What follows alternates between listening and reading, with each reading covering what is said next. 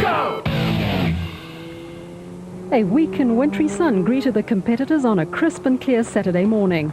Teams busied themselves with last-minute safety checks and minor adjustments as the excitement mounted before the 8 a.m. start. A large crowd of supporters and local enthusiasts were on hand to see the 375-kilometre race get underway. The route would be split into 3 laps of 125 kilometres each, with a compulsory pit stop at the end of the first 2 laps.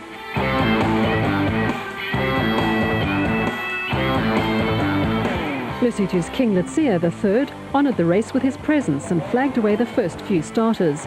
Dust was clearly going to be a problem.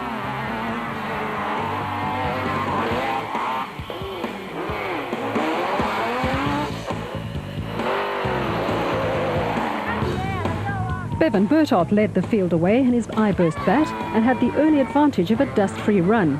Vocal support from the locals echoed across the hills as he picked his way in the early morning sunlight.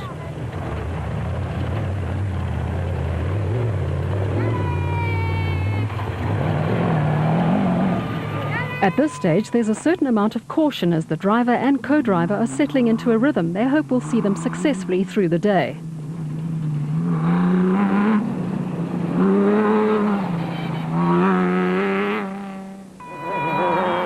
With teammates Krobler and Jordan starting nearly half an hour behind them, Cox and Pitchford knew they only had to maintain a fast but safety-first strategy, stay out of trouble and bring the glorious-sounding Nissan home in one piece.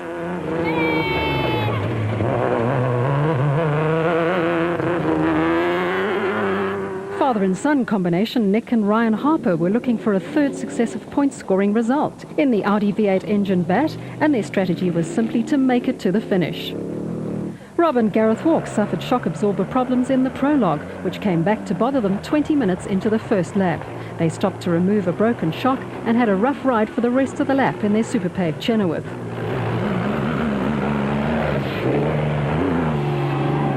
Archie Rutherford and Vincent Horn had impressed with a 6th place overall in the prologue and first in Class S, and were looking good as they tackled lap 1 in the Ruthcon Sandmaster. Batters Hill and Sutton had repaired a mysterious misfire in the Mitsubishi engine of their BSI Robsteel Jimco, but were to lose time with a puncture and fuel starvation problems before the end of the first lap.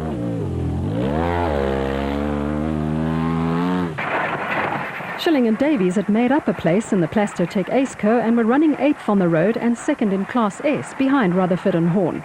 But soon they were to be forced to stop to replace a flat wheel. Their onboard camera picks up a stricken Shemea Variawa in the Total Motorsport Porter and gives a good idea of the rough and twisty track.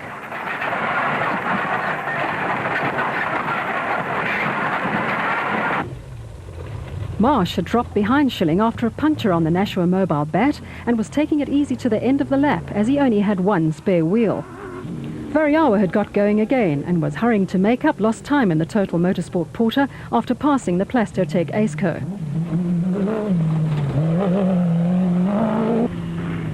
Schilling and Davies make a wrong turn and lose a few seconds with no sound of recriminations from within the cockpit.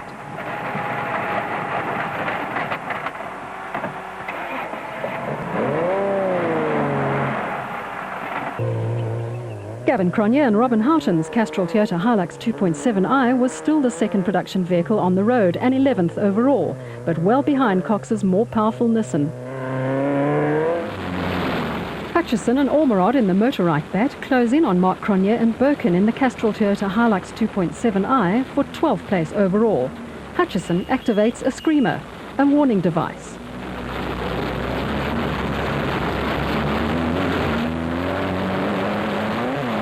And acknowledges Cronje's moving over to let the bat pass.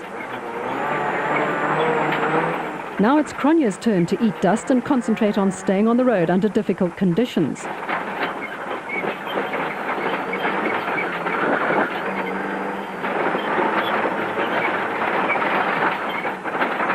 Rundle and Giannakis led Class E after a faultless prologue in the Bardens Tyres Services Nissan Hardbody, but were destined to retire with a damaged sump after the engine mountings broke and the engine fell onto the sump. Harkis and Sally, who had started a lowly 18th position after a puncture on the prologue, were making steady progress in the Motorite bat and had caught up with Rundle. The bat's screamer signals they want to pass. And through they go. Karl-Heinz Solwald in the single-seater Mighty Mag leads Harkus and Rundle down the mountain in a cloud of dust.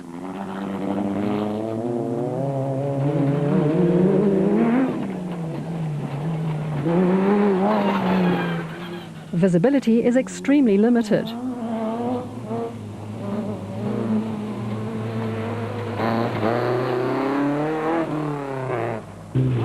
Brothers Rudy and Pierre van Graan in the Technochair Zarco Light negotiate the deep dongas and uneven terrain caused by severe soil erosion.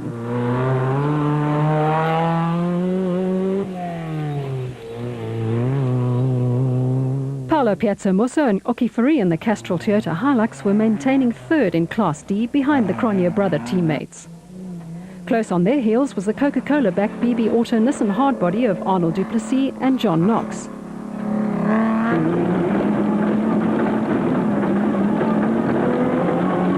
Duplessis sounds his screamer to signal he wants to overtake. And narrowly misses hitting the Toyota as it makes a sudden U-turn.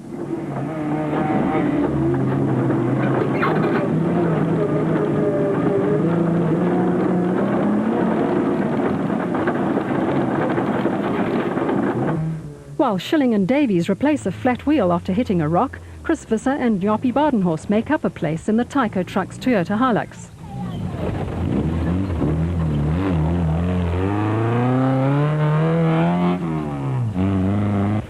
Reigning Class E champions, father and son Hugo and Jaap de Bruin in their privateer Castrol Toyota Hilux were watched by a well-wrapped herder, protecting himself from the dust.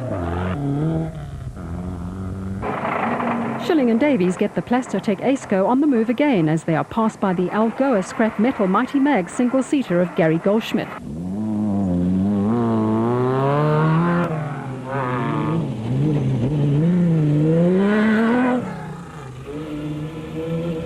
Catching up fast is the more powerful Subaru engine Bozel Look Zarco of Gielnel and Peter Newbury.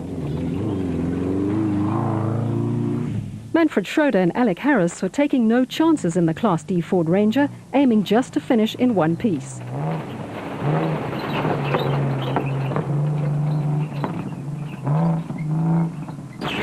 A relatively smooth section allowed Schroeder to give room to the Nissan hardbody of a fast-charging Hannes Grobler, now up to 25th place from his starting position of 35th, after less than half a lap.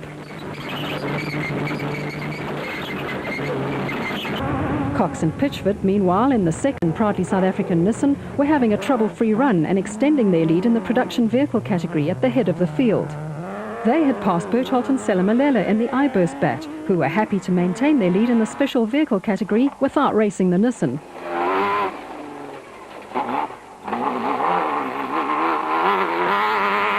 Berthold was curbing his natural inclination to give the Nissan engine Bat its head, and was maintaining his lead over his brother Gary in the iBurst Bat.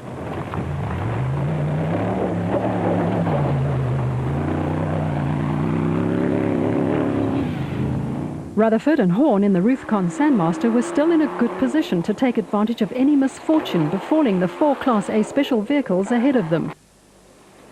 Father and son Nick and Ryan Harper started fourth this morning and were having a good run. Harkus and Sally too were going strong. A great camera shot of suspension working overtime and shock absorbers earning their keep.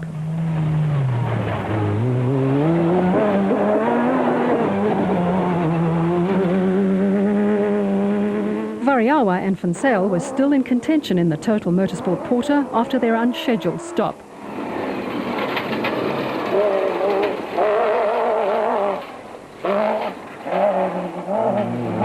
Hutchison and Ormerod were working well together and keeping the Motorite Bat on course for its third Class B win of the season.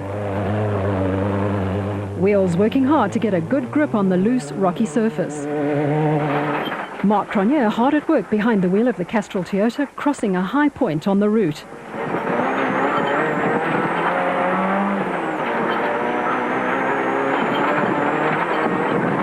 Another kind of horse, or rather donkey power, is favoured by the pastoral Basutu.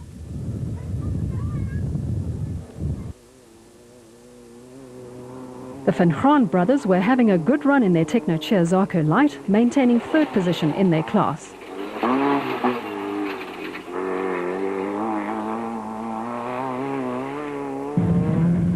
Duplessis and Knox hurry the BB Auto Nissan upper pass, now third in Class D after passing Piazza Musso and Ferri, who hit a ditch in the Castrol Toyota Hilux 2.7i, causing minor damage to the suspension. Hot on their heels is the super-paved Chenoweth of the Walk Father and Son combination, struggling with only 3 healthy shock absorbers. Roy and Milton Slabber, in turn, are under threat from the fast-closing Nissan of Grobler and Jordan, the reigning drivers' champion, on one of his characteristic come-from-behind charges, which he professes to hate, but which is always a highlight for the spectators and competitors alike.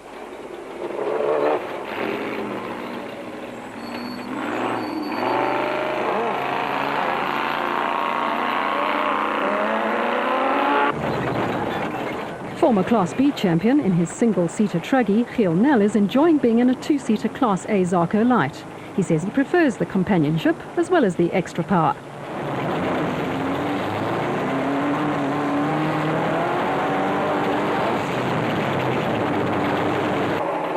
Schroeder and Harris hurry on in the Ford Ranger, not far from the end of the first lap. Cox and Pitchford are first to reach the designated service point at the end of the first lap, having completed the 125 kilometers in a minute under 2 hours.